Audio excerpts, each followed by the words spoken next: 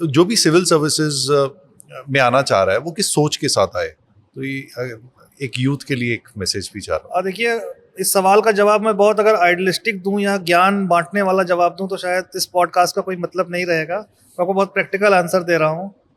Usually लोग बहुत idealistic हो जाते हैं। अगर आपको सिविल सर्विस में आना है तो कंफर्ट जोन से बाहर रहने की आदत होनी चाहिए। ये मेरी एडवाइस यूथ को है।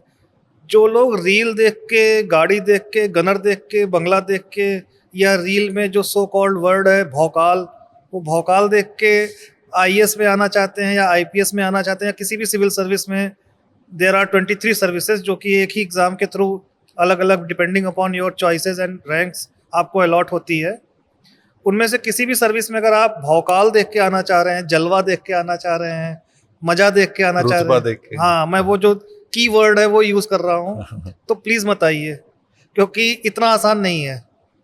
आपको कंफर्ट जोन से बाहर आना पड़ेगा और मेहनत करनी पड़ेगी, और मेहनत का कोई विकल्प नहीं है, ना तैयारी में है।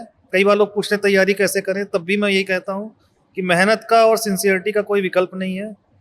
इस सर्विस में आप तभी आइए जब आपको इस सर्विस के बिना आपकी ज़िंदगी अधूरी लगे, क्योंकि ये बहुत बड़ी रिस्पॉन्सिबिलिटी आपको मिलती है।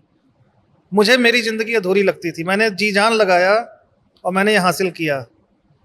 तो मैं दूसरे किसी भी एस्पिरेंट को कभी ये नहीं कहता कि आप जस्ट लाइक अनदर थिंग आ जाइए। कई लोग कह सकते हैं कि एक जॉब ही तो है, एक एग्ज़ाम ही तो है, ऐसा क्या है इसमें, मैं आया था मैंने छोड़ दिया, मैं एमएनसी लीड कर रहा हूँ। बट वो फिर जो इस सर्विस के पीछे सरदार पटेल जी की भावना थी, जो फाउंडर ऑफ आईएएस हैं इंडिया में, फिर आप उनको चीट कर रहे हैं। तो जाहिर सी बात है, जो आपका सवाल था कि यूथ को क्या बोले इस सर्विस में आने के लिए, तो कंफर्ट जोन से बाहर अगर आपको रहने में मज़ा आता है, चैलेंजेस एक्सेप्ट करने में मज़ा आता है, सोशल सर्विस, समाज को सुधार दूंगा, मैं ये कर दूंगा वो कर दूंगा, उसकी ज़रूरत नहीं है। आप अपना काम ही कर दो जो आपको डे बाई डे का काम है, तो भी आप काफ़ी कुछ समाज को देकर जाएंगे। मैंने 5 बजे वाली कहानी आपको इसीलिए बताई है क्योंकि जब मैंने ज्वाइन किया तब यहाँ लोग 7 साढ़े 7 बजे भी नहीं निकलते थे, और मेरे जो इमीडिएट सबॉर्डिनेट्स हैं उनका ये कहना था सर हफ्ते में आप 1 या 2 दिन 7-8 बजे आ जाएं, फ़ोटो खिंचवा लेंगे, तो वो ऊपर हम भेजते रहेंगे कि सर भी निरीक्षण कर रहे हैं। और मुझे ऐसी चीज़ों से सख्त नफरत है। मैं झूठ नहीं बोलूँगा, 2 महीने मैं इंस्पेक्शन पे निकला ही नहीं। ज्वाइन करने के बाद मैंने 2 महीना कोई इंस्पेक्शन नहीं किया सफाई का। मैंने पहले कोर पे काम किया, चीज़ों को समझा। 2-2.5 महीने के बाद मैंने वन फाइन डे सारे ऑफिसर्स को बुलाया। मैंने कहा भाई साहब ऐसा है, 5 बजे उठना है। 5 का मतलब 5 है, क्योंकि गवर्नमेंट के ऑर्डर में लिखा है कि रोज 5 बजे आपको उठना है।